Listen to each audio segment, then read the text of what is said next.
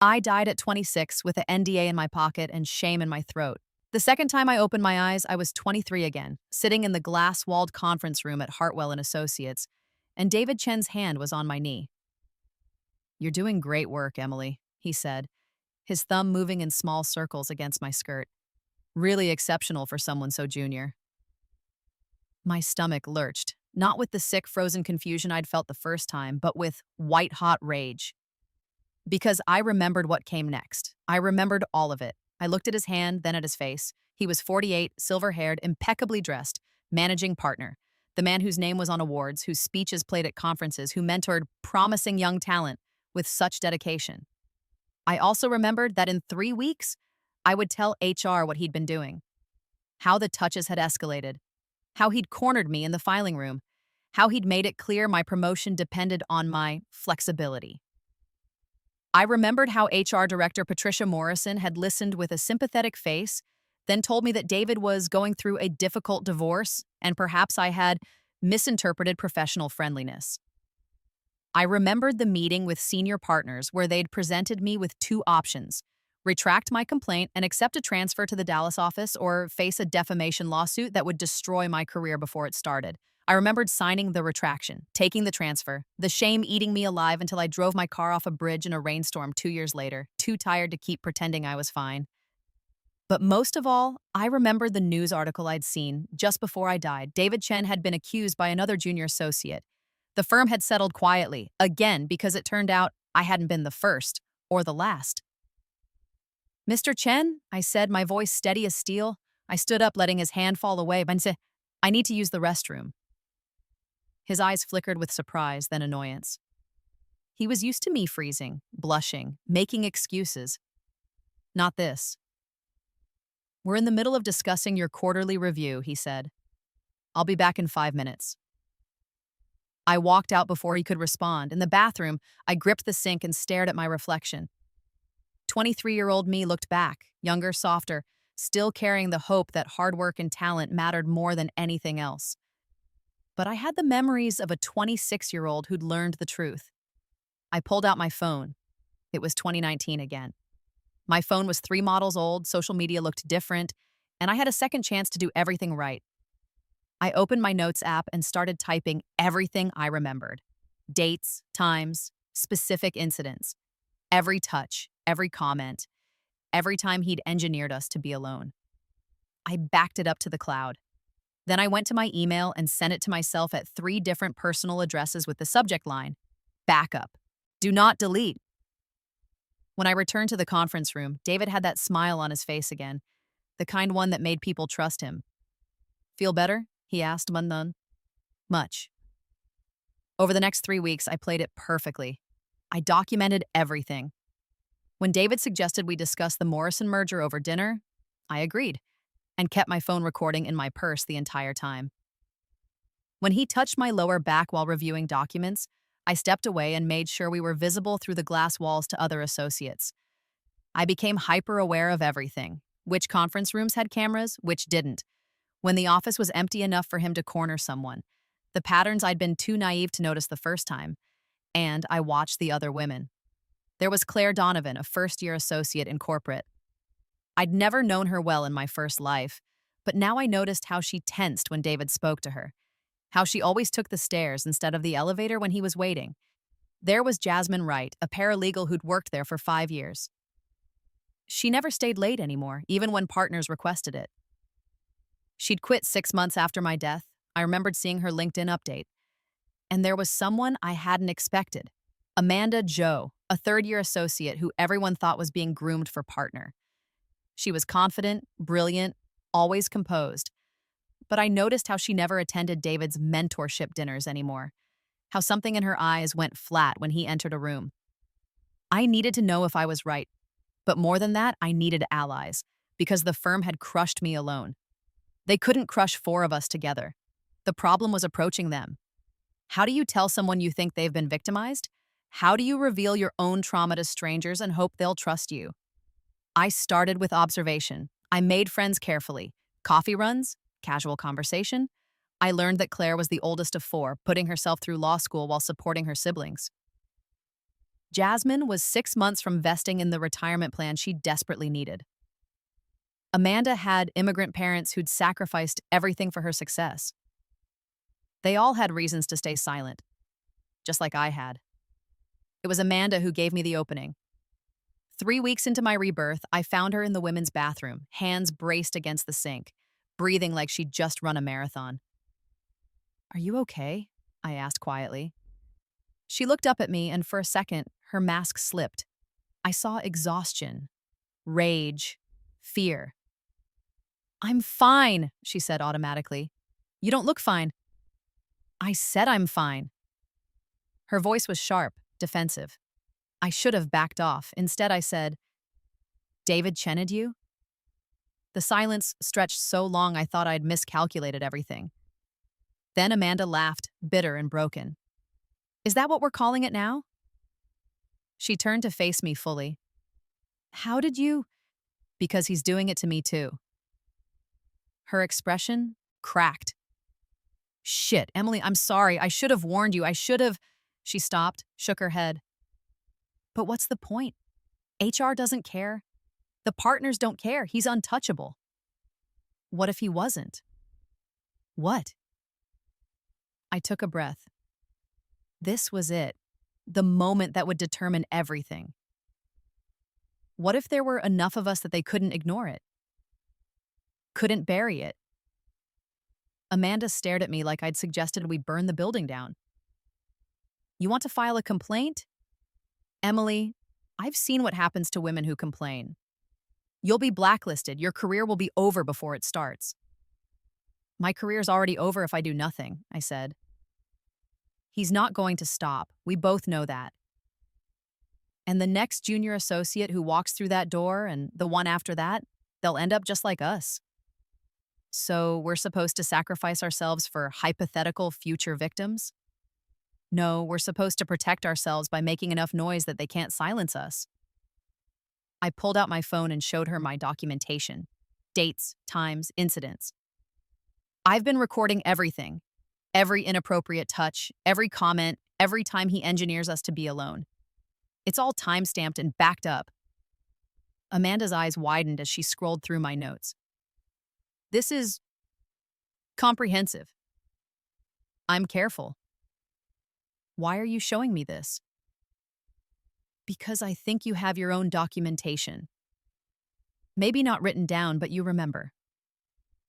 Every time he made you uncomfortable. Every boundary he pushed, every time you felt like you couldn't say no because your career depended on keeping him happy." Her jaw tightened. "Even if I did, it's my word against his. Unless it's not just your word, unless it's our word." I paused. "I think there are others. Claire Donovan, Jasmine Wright. Maybe more." "You're insane," Amanda whispered. "You're going to get all of us fired." "Maybe. Or maybe we're going to end him." She studied me for a long moment. "Why are you really doing this?" "The Emily I know is quiet, keeps her head down. You've been here less than a year. You could transfer, start over somewhere else." "Because I already died this way," I thought. "Because I've already lived the version where I stay quiet and it destroyed me. Because I'm tired of being afraid," I said instead. "Aren't you?" Something shifted in Amanda's expression, a crack in the armor she'd built to survive. "Every day," she admitted. "Every single day." "Then help me. Even if it's just telling me I'm not crazy, that I'm not imagining it or overreacting or any of the other things they'll say we are." Amanda was quiet for a long time. Finally, she said, "I'll think about it." It was something. It had to be enough for now. 2 days later, Amanda caught me in the stairwell between floors, the one place in the building with no cameras. "Claire," she said without preamble, "you were right about her. I talked to her yesterday, very carefully. David's been persistent. She's terrified." "Willie, she talked to me." "I don't know. She's on a visa. If she gets fired, she gets deported." Her whole family depends on her income. Amanda's voice was heavy. But she also looked relieved when I told her she wasn't alone, that it wasn't her fault. What about Jasmine? Jasmine is complicated. She filed a complaint 3 years ago. They buried it, made her sign an NDA. She thinks if she speaks up again, they'll sue her into oblivion. My stomach twisted. They already got to her. Worse, they made her complicit. She helps recruit new junior associates now. Part of her job is talking up David as a mentor. Amanda's voice was laced with disgust. She's trapped, and she hates herself for it. We need to talk to her. If she already filed a complaint once, there's a paper trail. A paper trail they sealed. That's what NDAs do, Emily. I know, but if we're all coming forward at the same time, maybe her NDA doesn't matter anymore. Maybe there are so many of us that they can't sue us all.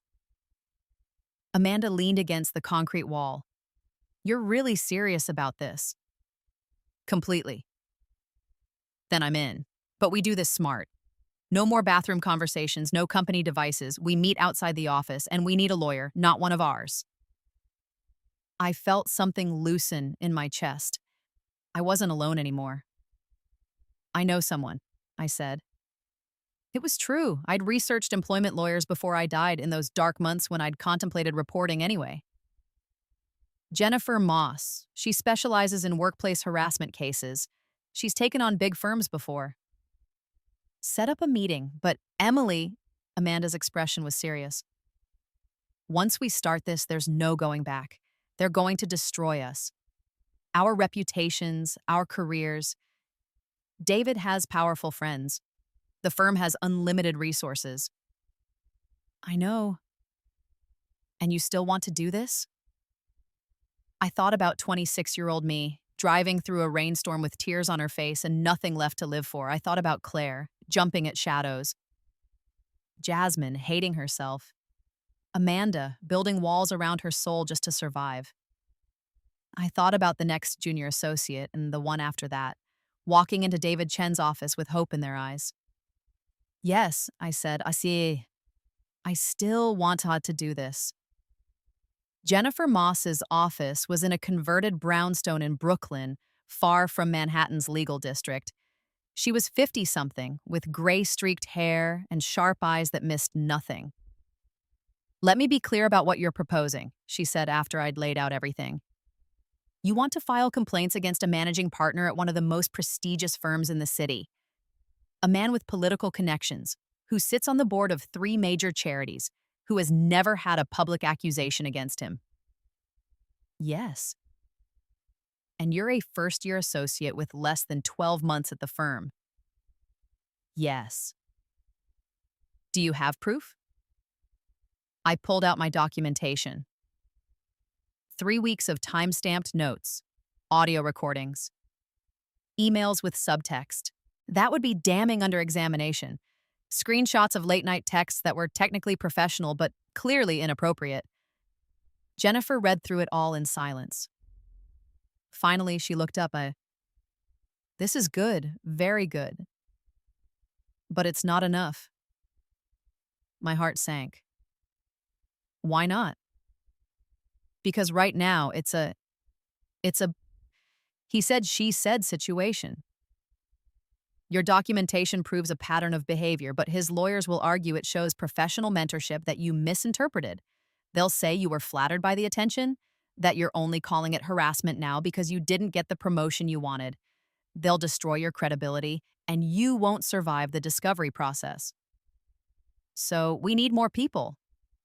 You need more people, and you need someone who's already filed a complaint, someone whose story is documented in the firm's own records. Jennifer leaned forward.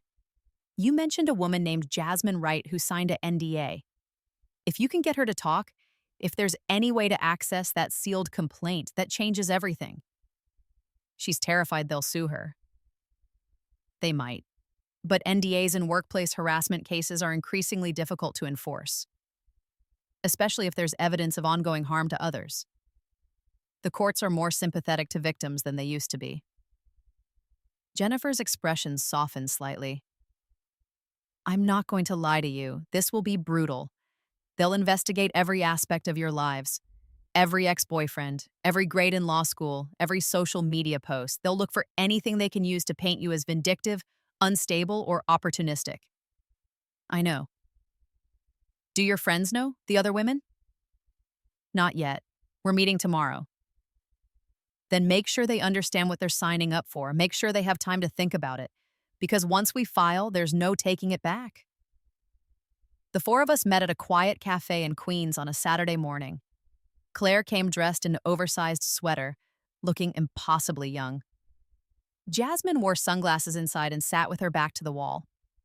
Amanda was composed as always, but I could see the tension in her shoulders.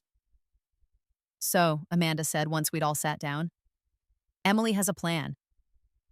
I laid it out, everything Jennifer had told me, the process, the risks, the likelihood that we'd all be unemployed and unemployable in the legal field within months, the absolute certainty that it would get worse before it got better. Claire started crying halfway through, not loud sobs, just quiet tears streaming down her face. I can't, she whispered. I'm sorry, I want to, but I can't. My visa, my family, I know, I said gently. No one's forcing you to do anything. But you need multiple people, right? You need me to make this work. We need you to do what's right for you, Amanda said firmly. Whatever you decide, we don't blame you. Claire wiped her eyes. I hate him so much. I hate that he makes me afraid to stay late at work. I hate that I have to plan my route through the office to avoid him. I hate that when I got the offer to work at Hartwell, I was so excited, and now I dread going in every morning. I know, Jasmine said softly. It was the first time she'd spoken. I know exactly how you feel. We all looked at her. Jasmine pulled off her sunglasses. Her eyes were tired. I filed a complaint 3 years ago. He was more aggressive with me than he seems to be with you. He cornered me in the parking garage once, put his hand around my throat, told me I was beautiful when I was quiet. Claire made a small, hurt sound. I reported it the next day. I was so sure they'd do something. I mean, he'd assaulted me. That's a crime, not just harassment. Jasmine's laugh was bitter. Patricia Morrison told me that there were no cameras in the garage, that David denied it, that I should think carefully about making accusations I couldn't prove, because the firm had a reputation to protect. Jesus, Amanda breathed. They offered me a deal. Sign a NDA, get a raise and a transfer to a different department, or face termination for creating a hostile work environment.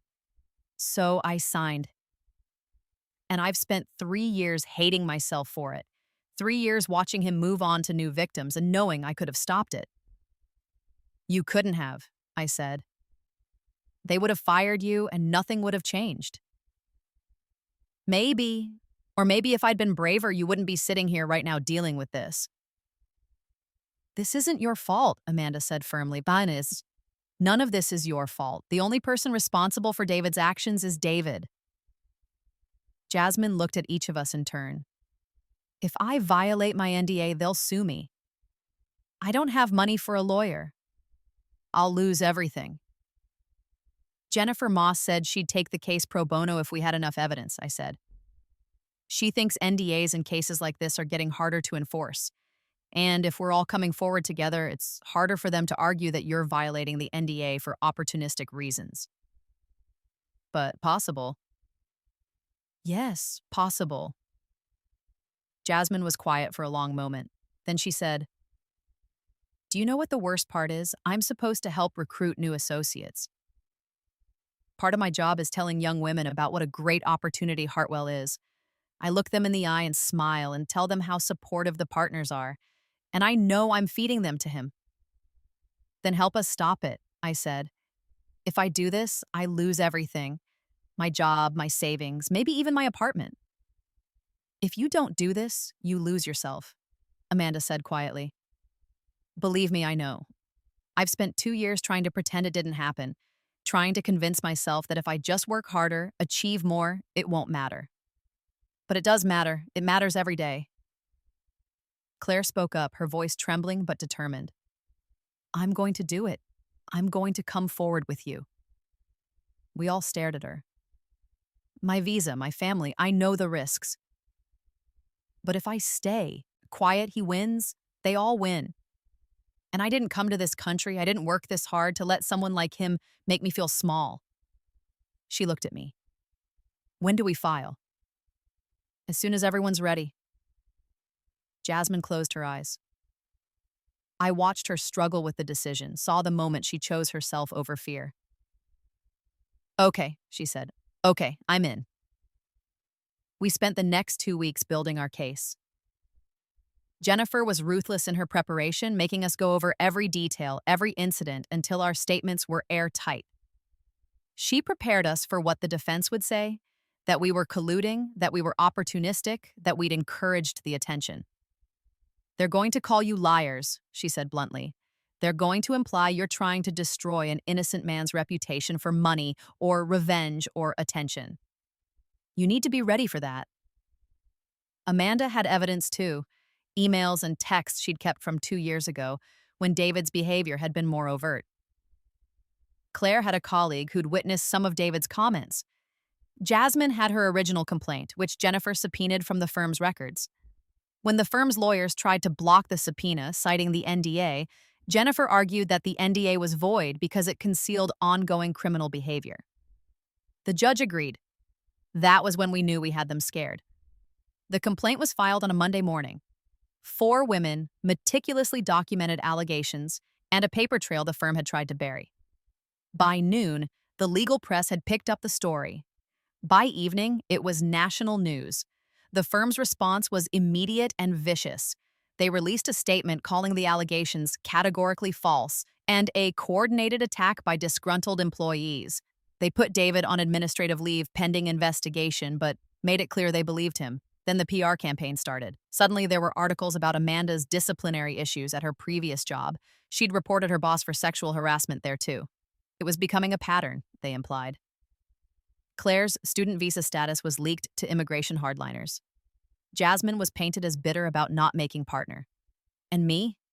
I was just young and naive, manipulated by more experienced women into believing normal professional interactions were harassment. My parents called, confused, and worried. My law school friends suddenly stopped responding to texts. Former professors who'd written recommendation letters asked me to stop listing them as references. It was everything Jennifer had warned us about, but worse. The breaking point came 3 weeks after we filed. I was leaving Jennifer's office after a prep session when a man with a camera shoved a microphone in my face. Emily Harris, is it true you had a consensual relationship with David Chen and only called it harassment after he ended things?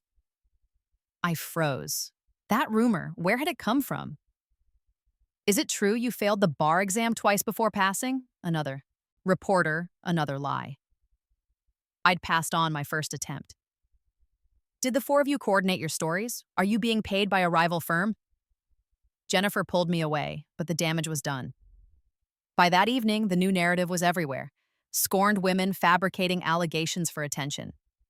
I sat in my apartment that night reading the comments under news articles. Hundreds of strangers calling me a liar, a whore, an opportunist. My address had been leaked.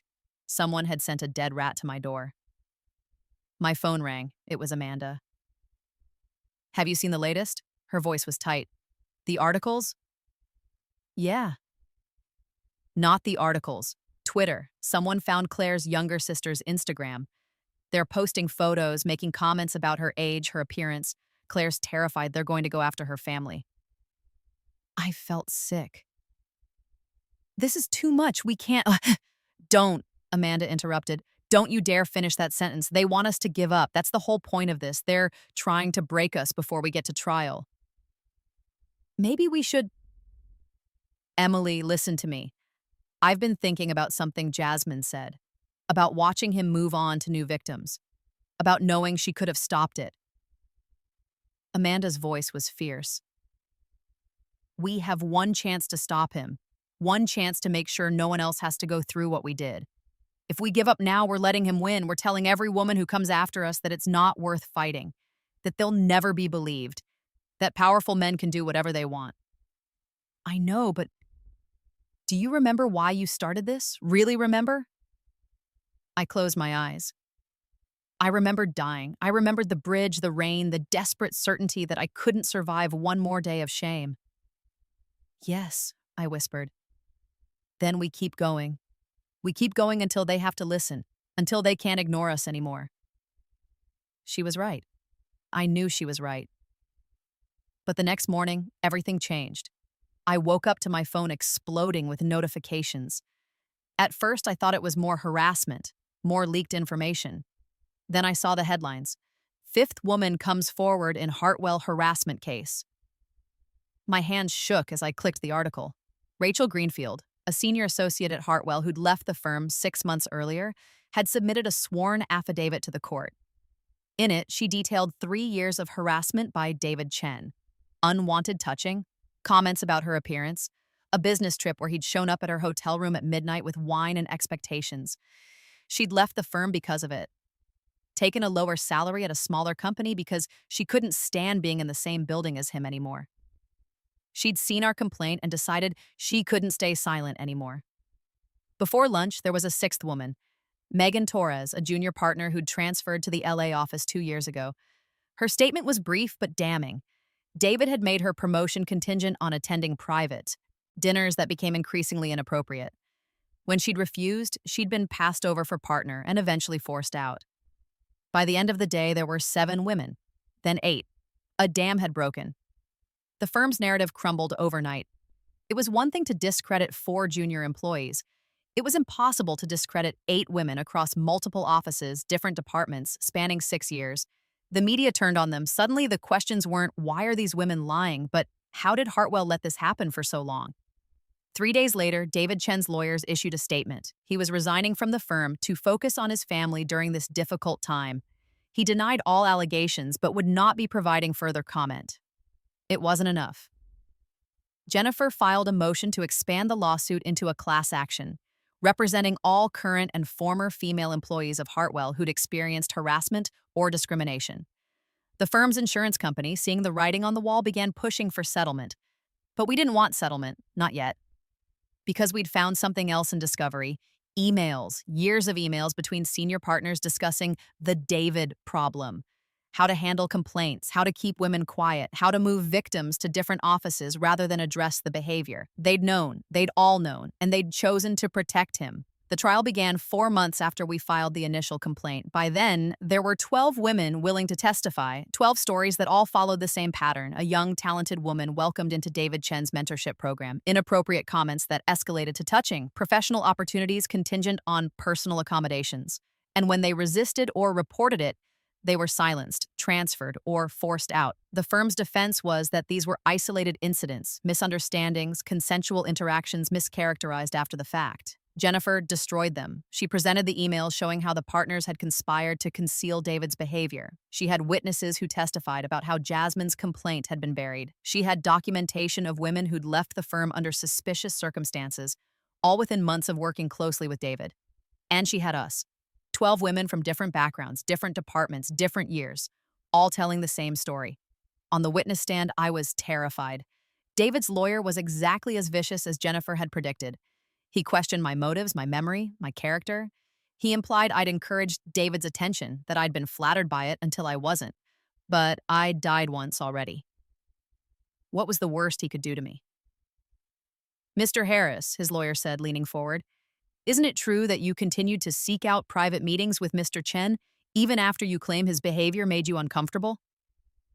I was a first-year associate, said calmly. He was the managing partner. When he asked to meet with me, I didn't think I could say no. But you could have told HR. I did tell HR, or I would have if this had been my first timeline.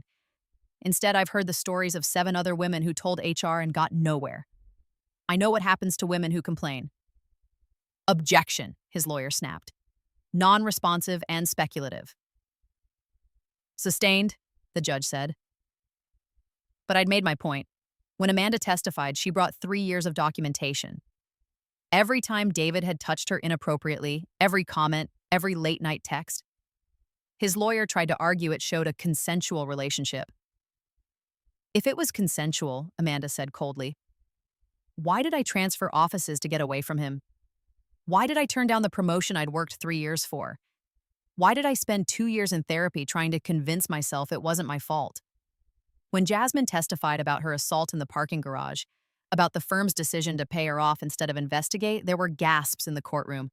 Claire, who'd been so afraid, spoke about how David had told her that her visa renewal depended on her cooperation, how he'd held her work authorization over her head like a weapon. The defense tried to paint us as a conspiracy, but the weight of 12 similar stories was impossible to dismiss.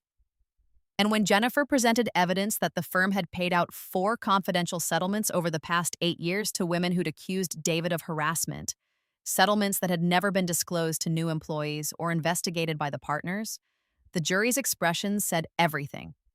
It took them 6 hours to deliberate. Guilty on all counts: sexual harassment, hostile work environment, retaliation, and, critically, institutional negligence by the firm's leadership. The damages were staggering: $8 million in compensatory damages to be split among all plaintiffs, $20 million in punitive damages. And the firm was required to implement comprehensive anti-harassment training, establish an independent oversight committee for complaints, and release all employees from harassment-related NDAs. But the real victory wasn't the money. It was David Chen's face when the verdict was read. The sick realization that he'd lost everything: his career, his reputation, his power. It was watching the senior partners who'd protected him scramble to resign before they could be held accountable. It was the article in the New York Times featuring all 12 of us, our names, our faces, our stories, told on our terms, not theirs. It was the messages I received from other women in the legal field, some thanking us, some sharing their own stories, some saying they were filing their own complaints now because we'd shown them it was possible. 3 months after the verdict, I sat in my new apartment, paid for with settlement money, and scrolled through the updates. David had been disbarred. Hartwell and Associates was in freefall, losing clients and talent. 3 of the senior partners were facing civil suits from former employees. And me, I'd taken a job at a smaller firm that specialized in employment discrimination cases. Amanda worked there too. We helped other women navigate what we'd been through. We made sure they didn't face it alone. Claire had gotten her green card and was thriving at a boutique firm that valued her talent. Jasmine had started a nonprofit that helped women forced into NDAs understand their rights. We weren't victims anymore. We were survivors. We were fighters. My phone buzzed. A text from Amanda. "Coffee? There's someone who wants to meet us. She says her boss at Morrison and Associates has been harassing her and she doesn't know what to do." I smiled and texted back, "On my way." Because that was the thing about second chances. You didn't just get to save yourself, you got to save everyone who came after.